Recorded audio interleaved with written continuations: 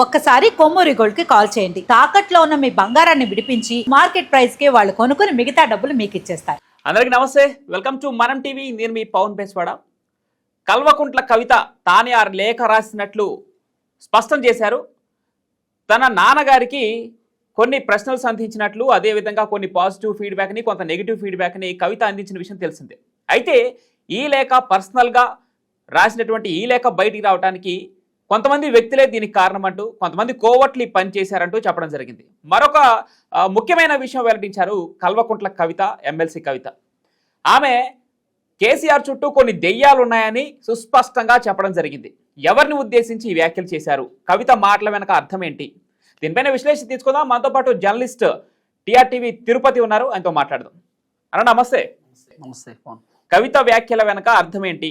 దెయ్యాలున్నాయి కేసీఆర్ చుట్టూ, కేసీఆర్ దేవుడు, మా పార్టీ సమైక్యంగానే ఉంది, ఐక్యంగానే ఉన్నాం పార్టీలో అని చెప్పకనే చెప్తూ వాళ్ళ పార్టీ బాగుండాలి అని ఒక మాట కూడా అనడం జరిగింది. ఇప్పటికే కవిత వేరే పార్టీ అంటూ కొన్ని వార్తలు వస్తున్న నేపథ్యంలో కవిత మాటని ఎలా చూడాలి, ఆమె వ్యాఖ్యలు అనుకున్న అర్థం ఏంటి? వాస్తవానికి ఎమ్మెల్సీ కల్వకుంట్ల కవిత గారు మొన్న అమెరికాకు పోయినారు. ఆమె అమెరికా పోవడానికి గల కారణం వాళ్ళ కొడుకు గ్రాడ్యుయేషన్ ఉండే. ఆమె కవితతో పాటు వాళ్ళ చిన్న కుమారుడు, అలాగే వాళ్ళ భర్త కూడా అనిల్ కూడా పోయేటటువంటి కార్యక్రమం చేశారు. వాస్తవానికి కేసీఆర్ది కూడా అమెరికా టూర్ ఉంటుండే. కేసీఆర్ పోవాలి, కేటీఆర్ పోవాలి, హరీష్ రావు కూడా, అందరూ కూడా వీళ్ళు అమెరికాకు పోవాలి. అమెరికా టూర్ పోవడానికి మరి కవిత వాళ్ళ కొడుకు గ్రాడ్యుయేషన్ కోసమో పోయిర్రా, లేకపోతే వేరే ఏమైనా అంశాలు ఉన్నాయో మనకు తెలియదు. కేసీఆర్కి సంబంధించిన పాస్పోర్టు, ఆయన వీసా రద్దు అయిపోయింది. సరే, అది కాళేశ్వరం విచారణ కమిషన్కి సంబంధించి పోవాలని చెప్పి రద్దు చేశారు. ఇక్కడ 2 పాయింట్స్ ఏంటంటే, కావాలనే కేసీఆర్ రాలేదా అని కవితతో ఒక ఒపీనియన్ ఉండొచ్చు. అంటే వాస్తవానికి గ్రాడ్యుయేషన్ కోసమే వీళ్ళందరూ పోతుర్రు అనేది ఒక పెద్ద చర్చ. సో కవిత వాళ్ళ కొడుకు గ్రాడ్యుయేషన్ పట్టా తీసుకుంటుండు కాబట్టి అందరూ పోయి విజ్ చేయాలనేటటువంటి ఆలోచనలో ఉండొచ్చు అనేది ఒక పెద్ద చర్చ నడిచింది. తర్వాత కేసీఆర్ పోలేదు, తర్వాత కేటీఆర్ వీళ్ళందరూ కూడా పోలేదు, ఓన్లీ కవిత పోయింది కాబట్టి కొంత కోపమై ఉండొచ్చు. ఇదొకటి ఇప్పుడున్నటువంటి అంశంలో చెప్తున్నా, ఇప్పుడున్న కోపంలో చెప్తున్నా. వాస్తవానికి ఎమ్మెల్సీ కల్వకుంట్ల కవిత గారు 2-3 months బ్యాక్ నుండి బీఆర్ఎస్ పార్టీ పైన విపరీతమైనటువంటి కోపం, విపరీతమైనటువంటి అసంతృప్తి, అసహనము, కేసీఆర్ పైన సీరియస్ అవ్వడము. ఇంకోటి ఏం చెప్తున్నా అంటే, కేటీఆర్ హరీష్ రావు కంటే ఎక్కువ చెనుగుగా కవితనే ఉంటుంది. కేసీఆర్తో చాలా క్లోజ్ ఉంటుంది. ఇప్పుడు కేసీఆర్తో ఇట్లా కూర్చొని మాట్లాడుతుంది. కేటీఆర్ నిలబడి ఇట్లా చేతులు కట్టుకుంటాడు కేసీఆర్ ముందు, హరీష్ రావు కూడా నిలబడి చేతులు కట్టుకుంటాడు. అక్కడ ఇంకో వ్యక్తి ఉంటాడు, నేను ఎండింగ్లో చెప్తా. ఆయన ఎవరు, ఆ దయ్యం ఎవరు అన్నది కవితక్క అనేది మనం చాలా క్లియర్గా పర్టికులర్గా మాట్లాడుకోవాలి. ఎవరు దయ్యం అనేది తెలవాలి కదా. ఈ హరీష్ రావు, కేటీఆర్ చాలా కేసీఆర్ దగ్గర అంత చెనువు ఉండరు. వాళ్ళు చాలా క్లియర్గా పెద్ద మనిషి కదా. మా నాన్న అనేటటువంటి చెనువుతో కూడా కేటీఆర్ ఉండడు. కేటీఆర్ ఏదైనా చెప్పాలనుకుంటే కూడా కేసీఆర్కి ఈయన మా అధ్యక్షుడు అనేటటువంటి హోదాలో చెప్పుకుంటాడు తప్ప ఎక్కడ కూడా మా నాన్న అనేటటువంటి హోదాలో చెప్పుకోడు. అది మనం అన్ని కూడా వీడియోలలో కూడా చూస్తూ ఉంటాం. చాలా మంది బీఆర్ఎస్ పార్టీ నాయకులు చెప్తుంటే కూడా మనం వింటూ ఉంటాం. కవిత మాత్రం చాలా క్లియర్గా కేసీఆర్తో ఇట్లా కూర్చొని మరి కాళ్ళ మీద కాలు వేసుకొని, బాపు ఏం సంగతి, అది చేయపోయినవే బాపు అని అడిగేటటువంటి ఆమె దగ్గర అది ఉంటుంది, అంత ధైర్యం ఉంటుంది అన్నట్టు. ఎందుకంటే ఆమె తెలంగాణ జాగృతి నడిపింది, స్కిల్ డెవలప్మెంట్ చేసింది, ఆమె అనేకమైనటువంటి ఉద్యమాలు చేసినటువంటి వ్యక్తి. మహిళా రిజర్వేషన్ బిల్లు కోసం పోరాటం చేసింది, జంతర్ మంతర్కు పోయి ఢిల్లీలో ధర్నా చేసింది, ఇవన్నీ కూడా చేసినటువంటి వ్యక్తి. ధైర్యానికి బ్రాండ్ అంబాసిడరే కవిత. ఆ విషయంలో మనం ఎక్కడ వెనకడిగేయాల్సినటువంటి అవసరం లేదు.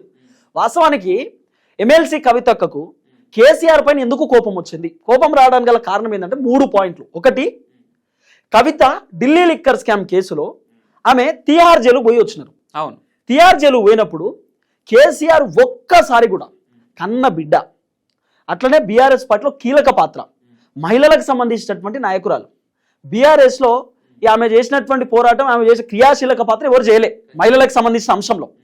మహిళలందరూ కూడా కవితక్కను మహిళలను అందరినీ చైతన్యపరిచేటటువంటి కార్యక్రమం చేస్తుంది మొత్తం బీఆర్ఎస్ పార్టీలో. ఎందుకంటే కవితనే మెయిన్ కదా. అలాంటి కవిత దగ్గరికి కేసీఆర్ ఒక్కసారి పోలే. ఆ కోపం ఉండొచ్చు. ఇప్పుడు ఎవరైనా కూడా కేసీఆర్ ఏమనుకుంటారు, నా ఇజ్జత్ తీసింది, నా పార్టీ ఇజ్జత్ తీసింది, ఇది ఎక్కడి కథ, ఢిల్లీ లిక్కర్ స్కామ్ అట, ఈ మద్యం దందా అట, గుడుంబ దందా, సారా దందా, మహిళల గాజులు పలిగే దందా చేసింది, ఈమె దగ్గర పోయి నేను ఏం చేయాలని కేసీఆర్ కూడా అనుకుంటాడు కదా. అరే, నేను ఒక బీఆర్ఎస్ పార్టీ పెట్టినా, జాతీయ పార్టీ, అసలు పార్టీ ఓడిపోయింది, పార్లమెంట్ ఎన్నికలలో ఒక సీట్ రాలే, ఇజ్జత్ పోయే పరిస్థితి ఉందని ఎవరికైనా తెలుస్తుంది కదా, ఎవరికైనా అనుకుంటారు కదా. సరే, అట్లా కవిత దగ్గరికి పోలే కావచ్చు. పోనప్పుడు కవిత మరి ఆమె ఏమనుకుందో, కావాలని మా నాన్న రాలేదనుకుందో, లేకపోతే నేను దరిద్రం అనుకుందో, మా నాన్న ఏమనుకుందో, ఎందుకు రాలేదో అని చెప్పి ఆమె అక్కడ నుండి కోపంగా ఉన్నది. బయటకు వచ్చిన తర్వాత నేరుగా శంషాబాద్ ఎయిర్పోర్ట్ నుండి డైరెక్ట్ కేసీఆర్ వాళ్ళ ఫామ్ హౌస్ పోయింది. ఫామ్ హౌస్ పోయి కేసీఆర్ని హక్ చేసుకుంది, మాట్లాడింది. సరే, ఆమె హక్ చేసుకుని మాట్లాడే విధానంలో కూడా కేసీఆర్ జస్ట్ 2 minutes లోపలికి వెళ్ళిపో అని చెప్పిండు ఆయన. ఆ విజువల్స్ కూడా వచ్చినాయి. 1-2 నిమిషాలు మాట్లాడిండు అంతే. బీఆర్ఎస్ పార్టీ లీడర్లు ఉన్నారు, లీడర్లతో మాట్లాడి ఆమెని వెళ్ళిపో అమ్మ నువ్వు లోపలికి, నువ్వు చేసిన సారాదండ చాలని చెప్పి ఆమె లోపలి పంపించే కార్యక్రమం చేసిండు. దాదాపు 1 నెల పాటు కేసీఆర్ ఫామ్ హౌస్ ఉండే కవిత ఉంది. సో అక్కడ ఏం మాట్లాడుకున్నారు, ఏం చేసిరు, జైల్లో ఉన్నటువంటి అంశాలన్నీ కేసీఆర్తో ఆమె పంచుకునే కార్యక్రమం చేసిందో, కేసీఆర్ ఏమని మాట్లాడిందో తెలియదు. అక్కడ నుండి కవిత గారు బయటకు వచ్చేసినారు. బయటకు వచ్చేసి ఆమె ఇంట్లోనే ఉన్నారు. ఇంట్లో ఉన్న తర్వాత ఈ మధ్యకాలంలో వచ్చినటువంటి చర్చ ఏంటంటే బీఆర్ఎస్ పార్టీ పగ్గాలు కేటీఆర్ చేతిలో పెట్టబోతున్నారు అనేది ఒక చర్చ. ఇక్కడ ఏమవుతుంది, కేసీఆర్ 2 స్ట్రాటజీస్ ఉంటాయి. కవితకు గనక బీఆర్ఎస్ పార్టీ పగ్గాలు ఇచ్చేదనుకో, కవిత నెక్స్ట్ ఎవరికి ఇస్తుంది, నెక్స్ట్ జనరేషన్ ఏంది కవితకు, వాళ్ళ కొడుకులకు ఇస్తుంది. ఈ పార్టీ పగ్గాలు ఇస్తే కేటీఆర్ ఎగ్జిట్ అయిపోతాడు. ఇప్పుడు ఎవరైనా కూడా ఏ రాజకీయ నాయకుడైనా మా వారసత్వ రాజకీయాలు ఉండాలని అనుకుంటారు. ఇప్పుడు నెక్స్ట్ జనరేషన్ ఉన్నటువంటి రాజకీయ నాయకులు నా వయసు అయిపోయింది, ఇప్పుడు తుమ్మల గారు ఉన్నారు, తుమ్మల గారు నా వయసు అయిపోయింది అంటున్నాడు, పోచారం శ్రీనివాసరెడ్డి నా వయసు అయిపోయింది అంటున్నాడు, మల్లారెడ్డి నా వయసు అయిపోయింది మా కొడుకుకు టికెట్ అడిగిన అంటున్నాడు. ఎవరైనా అంతే, ఏ రాజకీయ నాయకుడైనా నాది అయిపోయిన తర్వాత నా నెక్స్ట్ జనరేషన్ పాలిటిక్స్లోకి రావాలి, కొంచెం గట్టిగా ముందుకు పోవాలన్న ఆలోచనలో ఉంటారు కదా. ఇప్పుడు వైసీపీ జగన్మోహన్ రెడ్డి వాళ్ళ నాయన పాప ఆయన చనిపోయిన తర్వాత ఈయన పార్టీ పెట్టుకొని ముందుకు పోతున్నాడు. నెక్స్ట్ జగన్మోహన్ రెడ్డికి స్కోప్ లేనప్పుడు ఏం చేస్తాడు, జగన్మోహన్ రెడ్డి వాళ్ళ పిల్లలు ఉన్నారు, సో వాళ్ళు రాజకీయాలు వస్తారా రారా తెలియదు, కానీ చెప్పలేము రేపటి రోజు ఏమైనా జరగవచ్చు. వాళ్ళ పిల్లలను ఎవరినో ఒకళ్ళను 2 బిడ్డలు అయితే ఒక బిడ్డను తీసుకురావచ్చు రాజకీయాల్లోకి. ఇక్కడ కేసీఆర్ స్ట్రాటజీ ఏంది, కవితకి ఇస్తే కవిత ఫ్యామిలీ ఎస్టాబ్లిష్ అయిపోతుంది కాబట్టి ఎట్టి పరిస్థితుల్లో కేటీఆర్కి ఇవ్వాలి. ఎవరికైనా కూడా చిన్న బిడ్డ పైన పెద్ద బిడ్డ పైన ప్రేమ ఉన్నా కూడా రాజకీయాలలో కొడుకుకే సపోర్ట్ చేస్తారు ఖచ్చితంగా. అప్పుడు కేసీఆర్ గతంలోనే ఎర్రపల్లిలో జరిగినటువంటి ఒక సభలో చెప్తాడు, గతంలో ఆయన అధికారంలో ఉన్నప్పుడు నెక్స్ట్ బీఆర్ఎస్ పార్టీ కేటీఆర్ హయాంలో నడవబోతుంది, కేటీఆర్ గొప్ప నాయకుడు కాబోతున్నాడు అనేటటువంటి ఒక స్టేట్మెంట్ గతంలోనే ఇచ్చిండు. తర్వాత 2020-21 ఆ సమయంలోనే కేసీఆర్ని అడిగిండట, బాపు ఇక మళ్ళీ గెలుతామో ఓడిపోతామో తెలియదు, ఈ 2 సంవత్సరాలు నాకు ముఖ్యమంత్రి పదవి అని చెప్పి గతంలోనే అడిగిండట.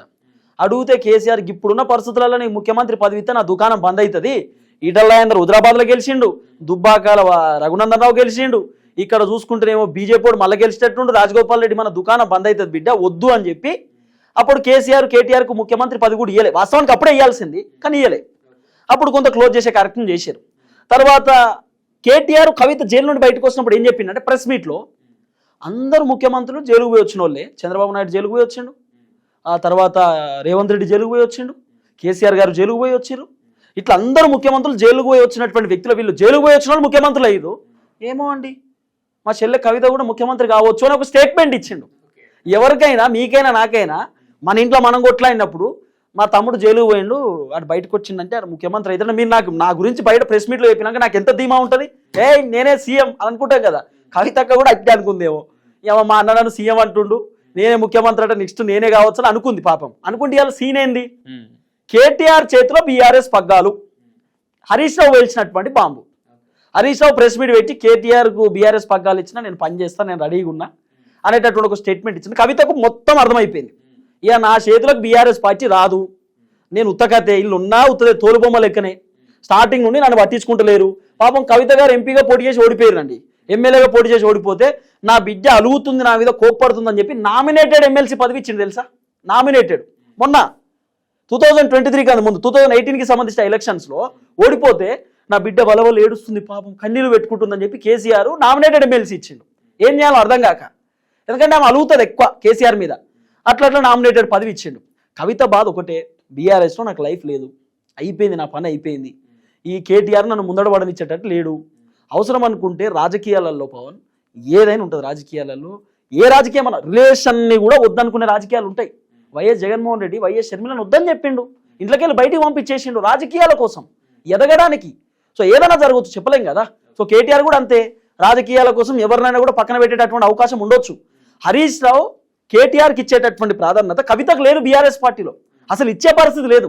నాకు తెలిసి కేసీఆర్ ఏమనుకుంటుండంటే కవితను కనుక ముందడ పెడితే నువ్వు లిక్కర్ స్కామ్లో మొన్ననే పోయి జైలుకు పోయి వచ్చినావు అమ్మా, సారాదందాలో పోయి వచ్చినావు, నీ మాట ఎవడు వింటాడు అని పబ్లిక్ అంటారేమో, లేకపోతే బీఆర్ఎస్ లీడర్లు సారాదందా చేసి జైలుకు పోయి వచ్చినా మీకు అధ్యక్ష పదవి ఏందని అంటారేమో అని చెప్పి కేసీఆర్ ఇయలే కావచ్చు. 2 ఆప్షన్స్ ఉన్నాయి దీంట్లో. అయితే కవిత నిన్న ఎయిర్పోర్ట్లో చెప్పినటువంటి మాట ఏంది అంటే ఒక స్టేట్మెంట్ ఇచ్చింది కవిత, కేసీఆర్ గారు దేవుడు చుట్టూ దయ్యాలు ఉన్నారు అని చెప్పింది. కేసీఆర్ గారు గొప్ప నాయకుడు, దేవుడు, తెలంగాణ ఉద్యమకారుడు, కానీ ఆయన చుట్టూ కొన్ని దయ్యాలు ఉన్నాయి, ఆ దయ్యాల వల్లనే ఇబ్బంది అవుతుందని ఒక స్టేట్మెంట్ ఇచ్చింది పవన్. ఆ దయ్యం ఎవరు అంటే ద గ్రేట్ వ్యక్తి పర్సన్, ద గ్రేట్ ఆయనే, గ్రేట్ అనే చెప్పొచ్చు. అందుకే గతంలో మల్లన్న ఒక మంచి పేరు పెట్టిండు. ఎప్పుడు నవ్వుకుంటూనే ఉంటాడు సారు, నవ్వుకుంటూనే కేసీఆర్ మూతి దూర్చుకుంటా, కేటీఆర్ కక్కుతో ఇట్లా దోష పడతాడు, అన్నీ చేస్తాడు అన్నట్టు. సంతోష్ రావు అని మీకు తెలుసు అనుకుంటా, సంతోష్ రావు అని ఉంటాడు. కేసీఆర్కి అత్యంత సన్నిహితమైన వ్యక్తి. కవిత, కేటీఆర్, హరీష్ రావు కంటే చాలా దగ్గర ఉండేటటువంటి వ్యక్తి సంతోష్ రావు. ఆ సంతోష్ రావు కేసీఆర్ వాళ్ళ సడకుని కొడుకు. ఆ సంతోష్ రావే దయ్యం, ఓపెన్ చెప్పింది ఆమె, గంత అంతకు మించేం లేదు. కేటీఆర్ అయితే కవిత ఇచ్చినటువంటి పేపర్ లీక్ చేసే పరిస్థితి లేదు.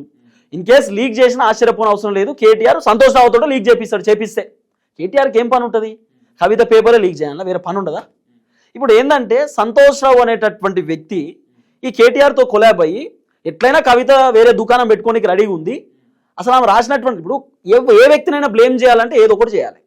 కాబట్టి కవిత పేపర్కి సంతోష్ రావు అని మరి ఏమైనా లీక్ చేసి ఉండొచ్చు అనేది కవితక్క చెప్పిన మాట, మనం చెప్తుంది అది. నిన్న ఆమె ప్రెస్ మీట్లో చెప్పింది, కేసీఆర్ దగ్గర దయ్యం ఉన్నాడు అంటే సంతోష్ రావే, అంటే వేరే ఆప్షన్ లేదు, సంతోష్ రావే దయ్యం. ఎందుకంటే ఏ టైంలోనే సంతోష్ రావు ఉంటాడు. నీలాంటోడు నాలాంటోడు పోయి కేసీఆర్ని కలవాలంటే కూడా కలవనియాడు సంతోష్ రావు. సంతోష్ రావు చెప్తేనే ఫైనల్ కేసీఆర్ అపాయింట్మెంట్ కావాలంటే సంతోష్ రావే. నువ్వు ఏ ప్రెస్ మీట్ చూడు, ఏ భారీ బహిరంగ సభ చూడు, ఏ మీటింగ్ చూడు, సంతోష్ రావునే ఉంటాడు. కాబట్టి సంతోష్ రావు అనేటటువంటి వ్యక్తే ఈ దయ్యం. కవిత చెప్తుంది సంతోష్ రావు గురించే. ఇదే కవిత చెప్తున్నటువంటి ఒక ప్రధానమైన అంశం. రెండోది, ఎమ్మెల్సీ కల్వకుంట్ల కవిత నిన్న ఆమె వస్తూ ఉంటే అమెరికా నుండి శంషాబాద్ ఎయిర్పోర్ట్కి వచ్చిన తర్వాత ఒక్క బీఆర్ఎస్ పార్టీ జెండాన కనబడ్డదా? ఒక్క కేసీఆర్ బొమ్మన కనబడ్డదా? కవితక్క, అక్కడ కవితక్కకు సంబంధించినటువంటి ఫ్లకార్డ్స్ మీద అనేకమైనటువంటి పేర్లు ఉన్నాయి, నువ్వు గుర్తుపట్టినో లేదు. ఆ ఫ్లకార్డ్స్ మీద టీబీఆర్ఎస్ అనొకటి ఉంది, ఇంకోటి కేబీఆర్ఎస్ అనొకటి ఉంది. అంటే వీళ్ళు వివిధ పేర్లను రిజిస్ట్రేషన్లకు ఆల్రెడీ ఢిల్లీకి పోయేసినప్పుడు రెడీ పెట్టిరనేది ఒక చర్చ. ఏది కొత్త పార్టీకి నాకు తెలిసి తెలంగాణ బహుజన అనే ఏదో పార్టీ పెడుతుంది, టీబీఆర్ఎస్ అని, తెలంగాణ బహుజన రాష్ట్ర సమితి అని ఒక కొత్త పార్టీ పెడుతుందట కవితక్క. ఆల్రెడీ అది క్లియర్ అయిపోయింది అనేది ఒక చర్చ. దీంట్లో ఇంకోటి చెప్తా, తెలంగాణ నిర్మాణ పార్టీ అని తీన్మార్ మల్లన్న ఒక పార్టీ పెట్టింది, టీఎన్పీ అని, తెలంగాణ నిర్మాణ పార్టీ. ఒక పెద్ద చర్చ ఏంటంటే తీన్మార్ మల్లన్న కవిత కలిసి పార్టీ పెట్టబోతున్నారు అనేది ఒక పెద్ద చర్చ. ఎందుకంటే కవితక్కతోటి తీన్మార్ మల్లన్న శాసన మండలికి పోయినప్పుడు డిస్కస్ చేయడం, మాట్లాడడం ఇవన్నీ కూడా నడిచినాయి. తర్వాత తీన్మార్ మల్లన్న బీసీ ఉద్యమం చేయడం, కవితక్క ఈ మధ్యకాలంలో బీసీల గురించి ఎక్కువ పోరాటం చేయడం, ఇవన్నీ కూడా ఎక్కడో తేడా కొడుతుంది. ఇద్దరు మరి అన్న చెల్లెలు కలిసి లేకపోతే అక్క తమ్ముడు కలిసి పార్టీ పెట్టబోతున్నారేమో తీన్మార్ మల్లన్న కవితక్క కలిసి అనేది ఒక పెద్ద చర్చ అవుతుంది. మరి వీళ్ళిద్దరు కలిస్తే ఎట్లుంటుంది అనేది భవిష్యత్తులో చూడాలి. కానీ నాకు తెలిసి హరీష్ రావు కూడా ఎగ్జిట్ కావచ్చు అనేది ఒక కొంత వినబడుతున్నటువంటి అంశం. మరి మాక్సిమం కవితక్క తలుచుకుంటే హరీష్ అన్నని కూడా బావా గల్లు ఏముంటుంది బావా, నీకు కేటీఆర్కి ముఖ్యమంత్రి పదవి ఇచ్చిన తర్వాత గల్లు ఏముందా, బయటకు వచ్చి పార్టీ పెట్టుకుందాం దా అని కవితక్క చెప్తే మరి హరీష్ రావు ఏమైనా ఇన్ఫ్లుయెన్స్ అయితే హరీష్ రావు కూడా బయటికి రావచ్చు, మరి చెప్పలేము. మొత్తానికి అయితే సంతోష్ రావు దయ్యం. ఆమె చెప్తున్న క్లియర్ కట్ అంశం ఇదే. నిన్న కల్వకుంట్ల కవిత చేసినటువంటి, ఎమ్మెల్సీ కవిత చేసినటువంటి వ్యాఖ్యలపైన తిరుపతి చెప్పినట్లుగా సంతోష్ రావునే టార్గెట్ చేస్తూ దెయ్యాలు ఉన్నాయని చెప్పినట్టు కవిత అన్నట్లు తిరుపతి చెప్పుకొస్తా ఉన్నారు. ఈ నేపథ్యంలో మరొక పార్టీ పెట్టుకోవడానికి కూడా ఆమె సిద్ధమైనట్టు తెలుస్తుంది. ఇప్పటికే కొన్ని పేర్లు కూడా వారు సిద్ధం చేసుకున్నట్లు నిన్న ఎయిర్పోర్ట్ దగ్గర దానికి సంబంధించిన ప్లకార్డులే ఆమె అభిమానులు కావచ్చు, ఆమె కార్యకర్తలు కావచ్చు ప్రదర్శించినట్లు కూడా తెలుస్తా ఉంది. మరి దీనిపైన క్లారిటీ రావాల్సి ఉంది. ఈరోజు కేటీఆర్ కూడా ప్రెస్ మీట్ పెట్టబోతా ఉన్నాడు. కేటీఆర్ ఏం మాట్లాడబోతా ఉన్నాడు, ఈ లేఖ గురించి ఆయన ఏమన్నా ప్రస్తావిస్తాడో లేదో కూడా వేచి చూడాలి. Thank you.